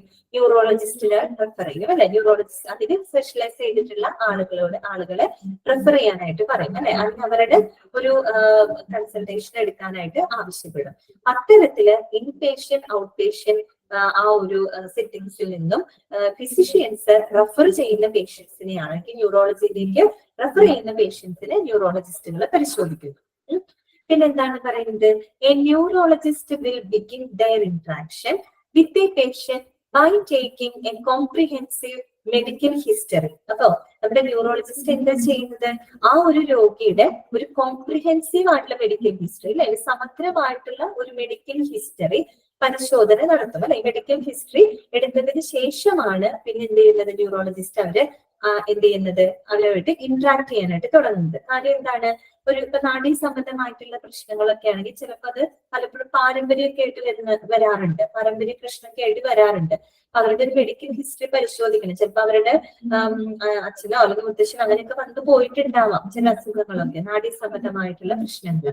അപ്പൊ അതിന്റെ ഒരു ഹിസ്റ്ററി അവർക്ക് അറിയണം. അപ്പൊ ആ ഒരു കോംപ്രിഹെൻസീവ് ആയിട്ടുള്ള ഒരു മെഡിക്കൽ ഹിസ്റ്ററി എടുത്തുകൊണ്ടാണ് ഈ പറയുന്ന ന്യൂറോളജിസ്റ്റുകൾ അവരുടെ ഇന്ററാക്ഷൻസ് സ്റ്റാർട്ട് ചെയ്യുന്നത്. പിന്നെന്താണ് പറയുന്നത്? and then perform a physical examination focusing on evaluating the nervous system. പിന്നെന്താണ് ഈ പറയുന്ന നെർവസ് സിസ്റ്റത്തിൽ ശ്രദ്ധ കേന്ദ്രീകരിച്ചുകൊണ്ട് ആ ഒരു വിലയിരുത്തലുകൾ അല്ലെങ്കിൽ അതിലുള്ള പരിശോധനകൾ അവർ ആരംഭിക്കുകയാണ്. അങ്ങനെയാണ് ന്യൂറോളജിസ്റ്റുകൾ ചെയ്യുന്നത്. പിന്നെ അടുത്തത് ജനറൽ ആയിട്ടുള്ള കുറച്ച് കാര്യങ്ങൾ മാത്രമാണ് അവിടെ പറഞ്ഞത്. ഇനിയുള്ളതൊരു കുറച്ച് പോയിന്റ്സ് ആണ്, അതൊന്ന് മനസ്സിലാക്കി വെക്കണം. Components of the neurological examination include, അതായത് ഒരു ന്യൂറോളജിക്കൽ എക്സാമിനേഷനിൽ എന്തെല്ലാം കാര്യങ്ങൾ ഉൾപ്പെടുന്നുണ്ട്? അതറിയണം കേട്ടോ. ഒരു ന്യൂറോളജിക്കൽ എക്സാമിനേഷൻ നടക്കുന്നു എന്ന് പറയാൻ എന്തിന്റെ ഒക്കെ അസസ്മെന്റ് ആണ് അവിടെ നടക്കുന്നത്? Include the assessment of the എന്തൊക്കെയാണ്? ഒന്ന്, പേഷ്യൻസ് കോഗ്നിറ്റീവ് ഫങ്ഷൻ. ഇതാണ് കോഗ്നിറ്റീവ് ഫങ്ഷൻ എന്ന് പറഞ്ഞാല് വൈജ്ഞാനിക പ്രവർത്തനങ്ങള്. പിന്നെന്താണ്? Motor strength. എന്താണ് മോട്ടോർ സ്ട്രെങ്ത് എന്ന് പറഞ്ഞാല്? ചാലകശേഷിയാണ് അല്ലെ? ചാലകശേഷി, നമ്മുടെ ചലനശേഷിയാണ്. പിന്നെന്താണ്? സെൻസേഷൻ റിഫ്ലക്സസ് അല്ലെ? അതായത് റിഫ്ലക്സസുകളുടെ സംവേദനങ്ങള്. പിന്നെ കോർഡിനേഷൻ, അതായത് ഒരു ഏകോപനം. പിന്നെന്താണ്? ഗേറ്റ്. ഗേറ്റ് എന്ന് പറഞ്ഞാൽ എന്താണ്? നടത്തമാണ് അല്ലെ? അപ്പൊ ഇത്തരം കാര്യങ്ങളുടെ അസസ്മെന്റ് ഉൾക്കൊള്ളുന്നതാണ് എന്തെന്ന് പറയുന്നത്? ഒരു ന്യൂറോളജിക്കൽ എക്സാമിനേഷൻ എന്ന് പറയുന്നത്. അതായത് നമ്മൾ പറഞ്ഞല്ലേ, പേഷ്യൻസ് കോഗ്നിറ്റീവ് ഫങ്ഷൻ. എന്താണ് കോഗ്നിറ്റീവ് എന്ന് പറഞ്ഞാല്? വൈജ്ഞാനികം അല്ലെ? വൈജ്ഞാനിക പ്രവർത്തനങ്ങൾ. വൈജ്ഞാനിക പ്രവർത്തനങ്ങൾ എന്ന് പറയുമ്പോൾ അതിന്റെ കേന്ദ്രം എവിടെയായിരിക്കും? നമ്മുടെ ബ്രെയിൻ ആയിരിക്കും അല്ലെ? അപ്പൊ ബ്രെയിനിൽ നിന്നുമുള്ള സിഗ്നൽസുകൾ നമ്മുടെ ശരീരത്തിന്റെ വിവിധ ഭാഗങ്ങളിലേക്ക് മെസ്സേജ് ആയിട്ട് പോകും. തിരിച്ചതുപോലെ തന്നെ ബോഡിയിൽ നിന്ന് ഇങ്ങോട്ടും പോകുന്നുണ്ട്, ബ്രെയിനിലേക്ക് പോകുന്നുണ്ട്. അപ്പൊ അവ തമ്മിലുള്ള ഒരു കോർഡിനേഷനിലൂടെയാണ് നമ്മൾ പല കാര്യങ്ങളും പ്രവർത്തിക്കുന്നത്. അതായത് നാഡികളിലൂടെയാണ് ഈ വെയിൻസിലൂടെ നെർവ്സ് കേട്ടോ, നെർവ്സിലൂടെയാണ് ഈ ഒരു മെസ്സേജിങ് നടക്കുന്നത് ബ്രെയിനും ബോഡി പാർട്സും തമ്മിൽ. അപ്പോ കോഗ്നിറ്റീവ് ഫംഗ്ഷൻ എന്ന് പറഞ്ഞാൽ വൈജ്ഞാനിക പ്രവർത്തനങ്ങൾ. ഇപ്പൊ നമ്മളിപ്പോ പല കാര്യം ഞാൻ ക്ലാസ് എടുക്കുന്നു, നിങ്ങൾ അത് കേൾക്കുന്നു, അല്ലെങ്കിൽ നിങ്ങൾക്കത് മനസ്സിലാക്കാനായിട്ട് പറ്റുന്നു, നിങ്ങൾ അതിൽ ആ ഒരു ക്ലാസ്സിൽ നിങ്ങൾക്ക് ശ്രദ്ധിക്കുന്നു. പിന്നെന്താണ്? നമ്മൾ പഠിക്കുന്നുണ്ട് അല്ലെ? നമ്മൾ പല കാര്യങ്ങളും പഠിക്കുന്നു. പിന്നെ നമ്മൾ എഴുതുമ്പോഴും വായിക്കുമ്പോഴും കേൾക്കുമ്പോഴും ഒക്കെ നമ്മൾ ഒത്തിരി കാര്യങ്ങൾ മനസ്സിലാക്കുന്നുണ്ട് അല്ലെ? നമ്മൾ അക്സെപ്റ്റ് ചെയ്യുന്നുണ്ട്. അതോടൊപ്പം തന്നെ നമ്മൾ അതിനനുസരിച്ച് പ്രവർത്തിക്കും അല്ലെ? യുക്തിപരമായിട്ട് നമ്മൾ പ്രവർത്തിക്കും. അതുപോലെ നല്ല നല്ല തീരുമാനങ്ങൾ നമ്മൾ എടുക്കും. പിന്നെ നമ്മൾ ഓർമ്മിക്കും അല്ലെ? ചില കാര്യങ്ങൾ നമുക്ക് ഓർമ്മിക്കാൻ പറ്റുന്നത്, നമ്മൾ ചിന്തിക്കുന്നത്, ഇതെല്ലാം തന്നെ എന്താണ്? ശരിക്കും കോഗ്നിറ്റീവ് ഫങ്ഷൻസ് ആണ് അല്ലെ? വൈജ്ഞാനിക പ്രവർത്തനങ്ങളാണ്. ഇതിന്റെ ഒക്കെ കൺട്രോളിൽ ആരിലാണ് എടുക്കുന്നത്? നെർവസ് സിസ്റ്റത്തിലാണ്. നമ്മുടെ നെർവസ് സിസ്റ്റത്തിന് ഏതെങ്കിലും തരത്തിലുള്ള ഇഷ്യൂസ് ഉണ്ടായി തന്നെ ഇതിനൊക്കെ നമ്മളെ ബാധിക്കും. നമുക്ക് ശ്രദ്ധിക്കാൻ പറ്റില്ല, നമുക്ക് പല കാര്യങ്ങളും ഓർമ്മിക്കാൻ പറ്റില്ല, നമുക്ക് ചിന്തിക്കാൻ പറ്റില്ല. എന്തിനു പറയാൻ, നമുക്ക് ചിലപ്പോൾ കയ്യോ കാലോ എടുത്ത് പൊക്കാൻ പോലും പറ്റില്ല. അപ്പൊ ഇത്തരം അതിനകത്ത് വരുന്നതാണ് എന്തെന്ന് പറയുന്നത്? Cognitive function. മനസ്സിലായല്ലോ? വൈജ്ഞാനിക പ്രവർത്തനങ്ങളാണ് കേട്ടോ. പിന്നെന്താണ്? മോട്ടോർ സ്ട്രെങ്ത് എന്ന് പറഞ്ഞാൽ എന്താണ്? നമുക്ക് ചാലകശേഷി അല്ലെ? നമുക്ക് കൈ പൊക്കാൻ പറ്റുന്നു, അല്ലെങ്കിൽ കാല് പൊക്കാൻ പറ്റുന്നു, അങ്ങോട്ട് നടക്കാൻ പറ്റുന്നു, തല അങ്ങോട്ടും ഇങ്ങോട്ടും ചെരിക്കാൻ പറ്റുന്നു അല്ലെ? ഇതെല്ലാം തന്നെ എന്താണ്? മോട്ടോർ സ്ട്രെങ്ത് ആണ്, നമ്മുടെ ചലനശേഷി അല്ലെ? ഇതൊക്കെ നമുക്ക് നെർവസ് സിസ്റ്റവുമായിട്ട് കണക്റ്റഡ് ആണ്. പിന്നെന്താണ്? സെൻസേഷൻ റിഫ്ലക്സസ് അല്ലെ? റിഫ്ലക്സുകളുടെ സംവേദനം. എന്താണ് റിഫ്ലക്സ് എന്ന് ഉദ്ദേശിക്കുന്നത്? റിഫ്ലക്സ് എന്ന് പറഞ്ഞു കഴിഞ്ഞാല് ഇപ്പൊ പെട്ടെന്നുണ്ടാകുന്ന ഉത്തേജകങ്ങളോടുള്ള ഒരു എന്താ പറയാ അപ്രതീക്ഷിതവും പെട്ടെന്നുണ്ടാകുന്ന പ്രതികരണം, അതിനെയാണ് നമ്മൾ റിഫ്ലക്സ് എന്ന് പറയുന്നത്. റിഫ്ലക്സ് ആക്ഷൻ എന്നാണ് പറയാ. ഒരു എക്സാമ്പിൾ പറയാം, നമ്മൾ ചൂടുള്ള ഒരു സാധനത്തില് തൊട്ടുന്നൊരു പെട്ടെന്ന് തന്നെ നമ്മൾ കൈ പിൻവലിക്കില്ലേ? നമ്മൾ ആലോചിച്ച് ചെയ്യുന്ന കാര്യമാണോ? അല്ല. ഒരു ചൂടുള്ള സാധനത്തിൽ തൊടുമ്പോൾ പെട്ടെന്ന് തന്നെ ആ ഒരു സെൻസേഷൻ എങ്ങോട്ട് പോകും? ബ്രെയിനിലോട്ട് പോവാണ്. ബ്രെയിൻ തിരിച്ച് സിഗ്നൽ അയക്കാൻ വേണ്ടി നമ്മളെ കൈ ഇങ്ങ് വലിക്കുകയാണ് അല്ലെ? നമ്മളത് പഠിച്ചു ചെയ്യുന്നതോ ഓർമ്മിച്ച് ചെയ്യുന്നതോ കാര്യമല്ല, പെട്ടെന്നുണ്ടാകുന്നത്, പെട്ടെന്നുള്ള പ്രതികരണമാണ് അല്ലെ? അതുപോലെ ഇപ്പൊ നമ്മുടെ കണ്ണിലേക്ക് തീവ്രമായിട്ടൊരു ലൈറ്റ് കൊടുക്കുകയാണ്. ഒരു ലൈറ്റ് വരുമ്പോ നമ്മൾ അറിയാതെ നമ്മുടെ കണ്ണ് ചിമ്മും അല്ലെ? അതൊക്കെ നമ്മൾ എന്താണ്? അപ്രതീക്ഷിതമായിട്ട് പെട്ടെന്നുണ്ടാകുന്ന ഒരു പ്രതികരണമാണ്. അതിനെയാണ് നമ്മൾ എന്ത് പറയുന്നത്? റിഫ്ലക്സസ് എന്ന് പറയുന്നത്. അപ്പൊ അതിന്റെ സംവേദനം, സെൻസേഷൻ റിഫ്ലക്സസ്, കൃത്യമായിട്ട് ബ്രെയിൻ അത് സെൻസ് ചെയ്യുന്നത് കൊണ്ടാണ്, അത് നെർവ്സിലൂടെ പാസ് ചെയ്യുന്നത് കൊണ്ടാണ് നമുക്ക് അങ്ങനെ ഒരു റിഫ്ലക്സ് ചെയ്യാൻ പറ്റുന്നത് കേട്ടോ. അത് മനസ്സിലാക്കി വെക്കാം. പിന്നെന്താണ്? കോർഡിനേഷൻ, ഏകോപനം. അറിയാലോ, നേരത്തെ ഞാൻ പറഞ്ഞില്ലേ, ബ്രെയിനും നെർവുകളിലൂടെ നമ്മുടെ ബോഡിയിൽ പല ഭാഗങ്ങളെ കൺട്രോൾ ചെയ്യുന്നുണ്ട്, അങ്ങോട്ടും ഇങ്ങോട്ടും മെസ്സേജസ് പാസ് ചെയ്തിട്ട്. അത്തരത്തിലുള്ള കോർഡിനേഷൻ. പിന്നെന്താണ്? ഗേറ്റ്. GAIT, ഗേറ്റ് എന്ന് പറഞ്ഞാല് നടത്തം എന്നാണ് കേട്ടോ. എന്താണ് ഉദ്ദേശിക്കുന്നത്?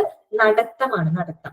അതായത് ഈ പറയുന്നത് നമുക്ക് നടക്കാൻ പറ്റുന്നത്, ഇതൊക്കെ സെൻട്രൽ നെർവസ് സിസ്റ്റത്തിന്റെ ആ ഒരു റെഗുലേഷൻ ഉള്ളത് കൊണ്ടാണ് നമുക്ക് നടക്കാൻ പറ്റുന്നതും നമ്മൾക്ക് ഓടാൻ പറ്റുന്നതും. അപ്പൊ നമുക്ക് ഈ പറയുന്ന നെർവസ് സംബന്ധമായിട്ട് എന്തെങ്കിലും ഇഷ്യൂസ് ഉണ്ടായാൽ ഇതൊന്നും നമുക്ക് സാധിക്കില്ല, തളർന്നു കിടക്കും നമ്മള്. മനസ്സിലായോ? അത്രയും ഇമ്പോർട്ടന്റ് ആയിട്ടുള്ള ഒരു കാര്യമാണ്. അപ്പൊ ഈ പറയുന്ന എക്സാമിനേഷൻ, ഇത്തരം കാര്യങ്ങളുടെ വിലയിരുത്തലുകളാണ് ഇവിടെ നടക്കുന്നത്. എന്തെന്ന് പറയുന്നത്? ന്യൂറോളജിക്കൽ എക്സാമിനേഷൻ എന്ന് പറയുന്നത്. ന്യൂറോളജിക്കൽ എക്സാമിനേഷൻ ഇൻക്ലൂഡ് ചെയ്യുന്നത് patients cognitive function, motor strength, sensation reflexes, coordination and gait. Clear ആയോ പറഞ്ഞത്? നമുക്ക് ഏറ്റവും ഇമ്പോർട്ടന്റ് ഭാഗമാണ് അല്ലെ നമ്മുടെ ബ്രെയിൻ. ബ്രെയിൻ എന്തെങ്കിലും സംഭവിച്ചു കഴിഞ്ഞാൽ തീർന്നു മനുഷ്യന്റെ കഥ. മറ്റുള്ള അവയവങ്ങൾക്ക് വന്നു കഴിഞ്ഞാൽ പിന്നെ നമുക്ക് എന്തെങ്കിലും റിപ്പയർ ചെയ്യാം. അതേസമയം ബ്രെയിൻ എന്തെങ്കിലും സംഭവിച്ചു കഴിഞ്ഞാൽ പിന്നെ ഒന്നും ചെയ്യാനായിട്ട് പറ്റില്ല. അപ്പൊ അത് ഈ ബ്രെയിൻ എന്ന് പറഞ്ഞാൽ എന്താണ്? സെൻട്രൽ നെർവസ് സിസ്റ്റത്തിന്റെ കേന്ദ്രമാണ്. ഓക്കെ, പിന്നെ അടുത്ത എന്താണ് പറയുന്നത്? The neurologist do not perform surgery. സാധാരണ ന്യൂറോളജിസ്റ്റുകൾ സർജറി പെർഫോം ചെയ്യുന്നില്ല, അതായത് ശസ്ത്രക്രിയകളൊന്നും ചെയ്യുന്നില്ല. If one of their patients requires the surgery they refer them to a neurosurgeon. ഇനി ഏതെങ്കിലും കാരണവശാല് അവരുടെ രോഗികൾക്ക് ഒരു സർജറി ആവശ്യമായിട്ട് വരികയാണെങ്കിൽ അവർ ആരെ റെഫർ ചെയ്യും? ന്യൂറോ സർജനെ ആയിരിക്കും അവർ റെഫർ ചെയ്യുന്നുണ്ടാവാം. Okay, that requires surgical intervention. അതായത് ഇത്തരത്തിലുള്ള ശസ്ത്രക്രിയ ഇടപെടലുകൾ നടത്തുന്നതിന് വേണ്ടിയിട്ട് അവർ ആര് റെഫർ ചെയ്യും? ന്യൂറോ സർജന്മാർ. ഈ പറയുന്ന നഴ്സിൽ സർജറി ചെയ്യണമെങ്കിൽ ആര് തന്നെ വേണം? ന്യൂറോ സർജൻ തന്നെ വേണം. പക്ഷെ ന്യൂറോളജിസ്റ്റുകൾ സാധാരണ എന്ത് ചെയ്യാറില്ല? സർജറി പെർഫോം ചെയ്യാറില്ല. അത് ചെയ്യുന്നത് ന്യൂറോ സർജൻ ആണ്. മനസ്സിലായോ പറഞ്ഞത്? അത്രയാണ് ഇതിനകത്ത് വരുന്നത്, നമ്മുടെ ന്യൂറോളജിക്കകത്ത് വരുന്നത്. ഓക്കെ, ക്ലിയർ ആയോ ഞാൻ പറയുന്ന കാര്യങ്ങള്? മനസ്സിലായോ? അപ്പോ നമുക്ക് ഇനി ഒരു ഡിപ്പാർട്ട്മെന്റ് കൂടെ ഉണ്ട്, നമുക്ക് അതും കൂടെ ഒന്ന് ജസ്റ്റ് പറയാലോ? മുന്നോട്ട് പോവാനോ? കുഴപ്പമില്ലല്ലോ. പോവാം. അടുത്തത് എന്താണ്? നെഫ്രോളജി. എന്താണ് നെഫ്രോളജി? എന്തായിരിക്കും നെഫ്രോളജി എന്ന് പറഞ്ഞാല്? എന്തായിരിക്കും നെഫ്രോളജി? കിഡ്നി സംബന്ധമായിട്ടുള്ളത് അല്ലെ? അതെ, കിഡ്നി സംബന്ധമായിട്ടുള്ള പ്രശ്നങ്ങളെ കൈകാര്യം ചെയ്യുന്ന ഒരു ഡിപ്പാർട്ട്മെന്റ് ആണ് നെഫ്രോളജി എന്ന് പറയുന്നത്. നമ്മുടെ കിഡ്നിയിലുള്ള അരിപ്പകൾ ഉണ്ടല്ലോ, അതിനെയാണ് നമ്മുടെ നെഫ്രോണുകൾ എന്ന് പറയുന്നത് കേട്ടോ. നമ്മുടെ കിഡ്നിയുടെ ഫംഗ്ഷൻ നമുക്കറിയാലോ, നമ്മുടെ രക്തത്തിനകത്തെ മാലിന്യങ്ങൾ അല്ലെ, ജലവും ലവണങ്ങളും അതുപോലെ മാലിന്യങ്ങളൊക്കെ അരിച്ചു മാറ്റുന്ന ഒരു അവയവമാണ് കിഡ്നി എന്ന് പറയുന്നത്. അവിടുത്തെ അരിപ്പ ഏതാണ്? നെഫ്രോൺസ് എന്നാണ് കേട്ടോ പറയുക. കിഡ്നിയുടെ അരിപ്പകളെയാണ് നമ്മൾ നെഫ്രോൺസ് എന്ന് പറയുന്നത്. അതുകൊണ്ടാണ് ആ പേര് നെഫ്രോളജി എന്ന് വരാൻ കാരണം. അപ്പൊ നോക്കിക്കേ, nephrology focuses on the diagnosis and treatment of diseases that affect the kidney, including എന്തൊക്കെയാണ്? Electrolyte disturbance and hypertension. അതായത് കിഡ്നി സംബന്ധമായിട്ടുള്ള അസുഖങ്ങളെ ട്രീറ്റ് ചെയ്യുന്ന ഡിപ്പാർട്ട്മെന്റ് ആണ് നെഫ്രോളജി. അതിൽ എന്തൊക്കെ വരുന്നുണ്ട്? ഇൻക്ലൂഡിങ്, മനസ്സിലാക്കി വെക്കണോട്ടോ, electrolyte disturbance and hypertension. എന്താണ് ഇലക്ട്രോലൈറ്റ് ഡിസ്റ്റർബൻസ് എന്ന് പറഞ്ഞു കഴിഞ്ഞാല്, നമ്മുടെ ശരീരത്തില് പലതരത്തിലുള്ള ഇലക്ട്രോലൈറ്റ്സുകൾ ഉണ്ട്. അതായത് ഇപ്പൊ നമ്മള് സോഡിയം, പൊട്ടാസ്യം, അതുപോലെ കാൽസ്യം, അങ്ങനെയുള്ള ലവണങ്ങളൊക്കെ ഉണ്ട് കേട്ടോ. അപ്പൊ അതില് ഇലക്ട്രോലൈറ്റ് ഡിസ്റ്റർബൻസ് എന്ന് വെച്ചാൽ ഇലക്ട്രോലൈറ്റ് ഇംബാലൻസ് എന്നും പറയാം. ഇത്തരം ലവണങ്ങളുടെ മീൻസ് ഇലക്ട്രോലൈറ്റ്സിന്റെ ഇംബാലൻസ് ഉണ്ടായി കഴിഞ്ഞു കഴിഞ്ഞാല് നമ്മുടെ ശരീരത്തിലെ മെറ്റാബോളിക് ആക്ടിവിറ്റീസ് ഒക്കെ കംപ്ലീറ്റ് താറുന്നതാവും. ഈ ഇലക്ട്രോലൈറ്റ്സിനെയൊക്കെ കറക്റ്റ് ആയിട്ട് റെഗുലേറ്റ് ചെയ്യുന്നത്, ബാലൻസ് ചെയ്ത് നിർത്തുന്നത് ആരാണെന്ന് അറിയാമോ? നമ്മുടെ കിഡ്നിയാണ്. ഓക്കെ, കിഡ്നിക്ക് ഏതെങ്കിലും തരത്തിൽ ഫെയിലിയർ വന്നു കഴിഞ്ഞു കഴിഞ്ഞാല് ഇലക്ട്രോലൈറ്റ് ഡിസ്റ്റർബൻസ് ഉണ്ടാവും എന്ന് പറഞ്ഞ് നമ്മുടെ ശരീരത്തിലുള്ള ഇലക്ട്രോലൈറ്റ്സുകൾ ഇംബാലൻസസ് ആവും. ഓക്കെ, പിന്നെന്താണ് പറയുന്നത്? ആൻഡ് ഹൈപ്പർ ടെൻഷൻ അല്ലെ? സാധാരണ വൃക്ക സംബന്ധമായിട്ടുള്ള എന്ത് അസുഖങ്ങളും ശരിയായിട്ട് പ്രവർത്തിച്ചില്ലെങ്കിൽ ഫ്ലൂയിഡ് ഇംബാലൻസ് വരും. നമ്മൾ ഈ പറഞ്ഞ ഇലക്ട്രോലൈറ്റ് ഇംബാലൻസ് വരികയും നമുക്ക് എന്ത് ചെയ്യും? ബ്ലഡ് പ്രഷർ കൂടുകയും ചെയ്യും. ബ്ലഡ് പ്രഷർ അഥവാ രക്തസമ്മർദ്ദം കൂടും. അതിനെയാണ് നമ്മൾ ഹൈപ്പർ ടെൻഷൻ. വൃക്ക സംബന്ധമായിട്ടുള്ള എന്ത് പ്രശ്നം ഉണ്ടായാലും അത് ഇതിന് നയിക്കും, ഹൈപ്പർ ടെൻഷന് കാരണമാകും കേട്ടോ.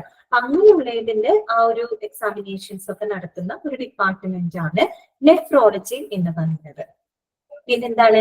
Renal replacement therapy including dialysis and transplant are also carried out by nephrologist. അവിടുത്തെ ഡോക്ടേഴ്സ് നമ്മൾ എന്താ പറയാ?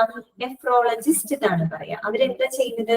Renal therapy. റീനൽ എന്ന് പറയുന്ന വാക്ക് കേട്ട് കഴിഞ്ഞാൽ അത് that is related to kidney കേട്ടോ. റീനൽ എന്ന് പറയുന്ന വാക്കിനെ എവിടെ കേട്ടാലും നിങ്ങൾക്ക് കണക്ട് ആവണം. That is related to what? Kidney ആണ് കേട്ടോ. കിഡ്നി ആയിട്ട് കണക്റ്റഡ് ആണ്.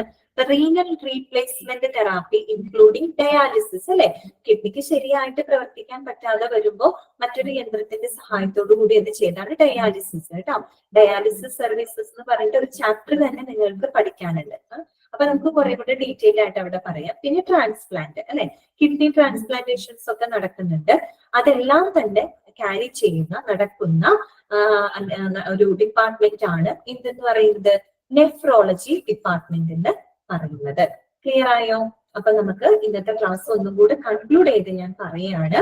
നമ്മൾ ഇന്നത്തെ ക്ലാസ്സിൽ പറഞ്ഞ departments, first one general medicine ആയിരുന്നു. ജനറൽ മെഡിസിൻ എന്ന് പറയുമ്പോൾ ജനറൽ, ആ പേര് പോലെ തന്നെ ജനറൽ ആണ്. അതിനകത്ത് എന്തൊക്കെ പോയിന്റ്സ് ആണ് നമ്മൾ പറഞ്ഞത്? ദാറ്റ് ഡീൽസ് വിത്ത് ദ എന്തായിരുന്നു വൈഡ് റേഞ്ച് ഓഫ് ഡിസീസസ് അല്ലെ. Okay, wide range of diseases that affecting the human body അല്ലെ, parts of the human body. അപ്പൊ ആ ഒരു ഡിപ്പാർട്ട്മെന്റ് ആണ് ജനറൽ മെഡിസിൻ, അഥവാ മറ്റൊരു പേര് എന്ന് പറയും ഇന്റേണൽ മെഡിസിൻ എന്ന് പറയും. പഠിച്ചു വെക്കണം കേട്ടോ. ജനറൽ മെഡിസിന് തന്നെയാണ് ഇന്റേണൽ മെഡിസിൻ എന്ന് പറയുന്നത്. അതെന്താന്നുള്ളതും നമ്മൾ മനസ്സിലാക്കി. അവിടുത്തെ ഡോക്ടറാണ് നമ്മൾ പൊതുവെ ഫിസിഷ്യൻ എന്നാണ് പറയാ. ഫിസിഷ്യനെ പറയുന്ന മറ്റൊരു പേരാണ് ജനറൽ പ്രാക്ടീഷണർ എന്നാണ് പറയുന്നത്. പിന്നെ എന്തൊക്കെ എക്സാമിനേഷൻസുകളാണ് ആ ഒരു ഡിപ്പാർട്ട്മെന്റിൽ ഹാൻഡിൽ ചെയ്യുന്നത്? റൂട്ടീൻ ആയിട്ടുള്ള ഹെൽത്ത് കെയർ ആൻഡ് ആക്സസും അതുപോലെ തന്നെ different types of illness and injuries അല്ലെ, അതൊക്കെയാണ് ആ ഒരു ഡിപ്പാർട്ട്മെന്റിൽ കൈകാര്യം ചെയ്യുന്നത്.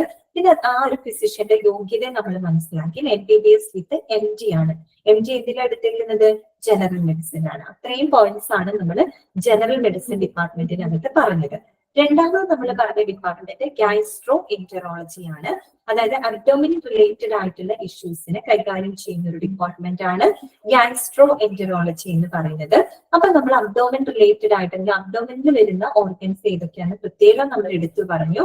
ഈസോഫാഗസ് അന്നനാളം ഉണ്ട്, സ്റ്റൊമക് ഉണ്ട്, പിന്നെ സ്മോൾ ഇൻറ്റസ്റ്റൈൻ ഉണ്ട്, ലാർജ് ഇൻറ്റസ്റ്റൈൻ ഉണ്ട്, ലിവർ, പാൻക്രിയാസ്, പിന്നെ ഗോൾ ബ്ലാഡർ, ഓക്കെ, പിത്താശയം, പിത്തസഞ്ചി, കോളൻ ആൻഡ് റക്റ്റം. ഇത്രയും അവയവങ്ങളാണ് അതിനകത്ത് വരുന്നതെന്ന് മനസ്സിലാക്കി. പിന്നെ അതിനകത്ത് വരുന്ന ഒരു മെഡിക്കൽ പ്രൊസീജിയർ ആണ് എൻഡോസ്കോപ്പി. സാധാരണ സ്പെഷ്യൽ നഴ്സസ് ആയിരിക്കും ആ ഒരു ഡിപ്പാർട്ട്മെന്റിൽ പോസ്റ്റ് ചെയ്യപ്പെടുന്നത്. ഇത്രയും പോയിന്റ്സ് ആണ് നമ്മൾ അവിടെ നിന്ന് മനസ്സിലാക്കിയത്. ഇതിനിടയിൽ ഒരു ചെറിയ പോയിന്റ് ആയിട്ട് നമ്മൾ ഹെപ്പറ്റോളജി, അത് വേറെ കൂടുതലൊന്നുമില്ല. That deals with the disorders of the liver, liver സംബന്ധമായിട്ടുള്ള ഇഷ്യൂസിനെ ഹാൻഡിൽ ചെയ്യുന്നു. പിന്നെ നമ്മൾ കണ്ടു ഗൈനക്കോളജി. അതിൽ പ്രധാനമായിട്ടും ഫോക്കസ് ചെയ്യുന്നത് ഫീമെയിൽ റിപ്രൊഡക്റ്റീവ് സിസ്റ്റത്തിനാണ് ഗൈനക്കോളജി എന്ന് പറയുന്ന ആ ഒരു ഡിപ്പാർട്ട്മെന്റ്. അതിനകത്ത് നമ്മൾ ഒബ്സ്ട്രക്റ്റിക്സ് കണ്ടു, ഇൻഫെർട്ടിലിറ്റി കണ്ടു. ഒബ്സ്ട്രക്റ്റിക്സ് എന്ന് പറയുമ്പോൾ അത് പ്രസവ സംബന്ധമായിട്ടുള്ള കാര്യങ്ങൾക്ക് കൂടുതൽ കെയർ കൊടുക്കുന്ന, ഫോക്കസ് ചെയ്യുന്ന ഒരു ഡിപ്പാർട്ട്മെന്റ് ആണ്. പിന്നെ നമ്മൾ കണ്ടു ഇൻഫെർട്ടിലിറ്റി. അത് പ്രത്യേക ഹെഡിങ് കൊടുത്തിട്ടില്ല, പക്ഷെ അസിസ്റ്റന്റ് റീപ്രൊഡക്റ്റീവ് ടെക്നോളജി അഥവാ ART എന്ന ഒരു ബ്രാഞ്ച് ആണത്. അത് ഡീൽ ചെയ്തിട്ട് ഈ പറഞ്ഞ ഇൻഫെർട്ടിലിറ്റി ആയിട്ട് ബന്ധപ്പെട്ട പ്രശ്നങ്ങളെയാണത് കൈകാര്യം ചെയ്യുന്നത് എന്ന് നമ്മൾ കണ്ടിരുന്നു. പിന്നെ അതിന് എക്സാമ്പിൾ ആയിട്ട് നമ്മൾ പഠിച്ചു IVF ആണ് കേട്ടോ. In vitro in vitro fertilisation. ഇൻവിട്രോ എന്ന വാക്കിന്റെ അർത്ഥം ഔട്ട്സൈഡ് ദ ബോഡിയാണ് കേട്ടോ. പിന്നെ നമ്മൾ ന്യൂറോളജി കണ്ടു അല്ലെ. എന്തായിരുന്നു? It is the deals with the nervous system. Nervous സിസ്റ്റത്തിൽ വരുന്ന ആൾക്കാർ ആരൊക്കെയാണ്? ബ്രെയിനും ഉണ്ട്, സ്പൈനൽ കോഡും ഉണ്ട് അല്ലെ. പിന്നെ അതിനകത്ത് പ്രധാനമായിട്ടും നമ്മൾ മനസ്സിലാക്കിയ ഒരു പോയിന്റ്, ഒരു ന്യൂറോളജിക്കൽ എക്സാമിനേഷനിൽ എന്തെല്ലാം കാര്യങ്ങളുടെ അസസ്മെന്റ് വരുന്നുണ്ട്. അപ്പൊ നമ്മൾ പറഞ്ഞു കോഗ്നിറ്റീവ് ഫങ്ഷൻസിന്റെ അസസ്മെന്റ് വരുന്നുണ്ട്, പിന്നെ എന്താണ് മോട്ടോർ സ്ട്രെങ്ത്, പിന്നെ സെൻസേഷൻ റിഫ്ലക്സസ്, പിന്നെ കോർഡിനേഷൻ, ഗേറ്റ് അല്ലെ. ഇത്രയും കാര്യങ്ങൾ നമ്മൾ പറഞ്ഞു. പിന്നെ അത് ചെയ്യുന്ന ഡോക്ടറെ നമ്മൾ ന്യൂറോളജിസ്റ്റ് എന്നാണ് പറയാ. അദ്ദേഹം പൊതുവെ സർജറീസ് ഒന്നും ചെയ്യാറില്ല. ഇൻ കേസ് ഒരു സർജറി വേണ്ടി വന്നാൽ അതൊരു ന്യൂറോ സർജനിലേക്ക് റെഫർ ചെയ്യുന്നു. ക്ലിയർ ആയല്ലോ? പിന്നെ നമ്മൾ നെഫ്രോളജി പഠിച്ചു. കിഡ്നി സംബന്ധമായിട്ടുള്ള പ്രശ്നങ്ങളെ കൈകാര്യം ചെയ്യുന്ന ഒരു ഡിപ്പാർട്ട്മെന്റ് ആണ് നെഫ്രോളജി. അതിൽ നടത്തുന്ന എക്സാമിനേഷൻസ്, വിലയിരുത്തലുകൾ എന്തൊക്കെയായിരുന്നു? ഒന്ന് ഇലക്ട്രോലൈറ്റിക് ഡിസ്റ്റർബൻസ്, പിന്നെ ഹൈപ്പർ ടെൻഷൻ. അതൊക്കെ വരുന്നത് എന്താണ്? കിഡ്നി തകരാറ് വന്നാൽ ഇങ്ങനെയുള്ള പ്രശ്നങ്ങളൊക്കെ വരും. അതിന്റെ അസസ്മെന്റ് ഒക്കെയാണ് ആ ഒരു ഡിപ്പാർട്ട്മെന്റിൽ ഹാൻഡിൽ ചെയ്യുന്നത് എന്നുള്ളത് നമ്മൾ മനസ്സിലാക്കി. പിന്നെ ഡയാലിസിസ്, ട്രാൻസ്പ്ലാന്റേഷൻ, ട്രാൻസ്പ്ലാന്റ്, അങ്ങനെയുള്ള പ്രവർത്തനങ്ങൾ, സേവനങ്ങളൊക്കെ ചെയ്യുന്ന ഒരു ഡിപ്പാർട്ട്മെന്റ് ആണ്. ക്ലിയർ ആയല്ലോ? ഇത്രയും കാര്യങ്ങളാണ് നമ്മൾ ഇന്നത്തെ ക്ലാസ്സിൽ പറഞ്ഞത്. ഞാൻ ജസ്റ്റ് അൺമ്യൂട്ട് ചെയ്യാണ്. ഇന്നത്തെ ക്ലാസ്സിൽ എന്തെങ്കിലും ഡൗട്ട്സ് നിങ്ങൾക്ക് ഉണ്ടെങ്കിൽ ചോദിക്കാം കേട്ടോ. അൺമ്യൂട്ട് ചെയ്തിട്ടുണ്ട്. ഡൗട്ട്സ് ഉണ്ടോ? എന്തെങ്കിലും ഡൗട്ട്സ് ഇന്നത്തെ ക്ലാസ്സിൽ ഉണ്ടെങ്കിൽ ചോദിച്ചോളൂ. അൺമ്യൂട്ട് ചെയ്തിട്ടുണ്ട് കേട്ടോ. എന്തെങ്കിലും ഉണ്ടെങ്കിൽ ചോദിക്കണേ.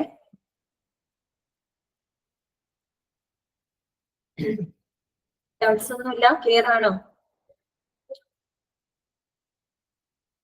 ഡൗട്ട്സ് എന്തെങ്കിലും ഉണ്ടെങ്കിൽ ചോദിക്കാം കേട്ടോ. നമ്മളുടെ ടൈമാണ്.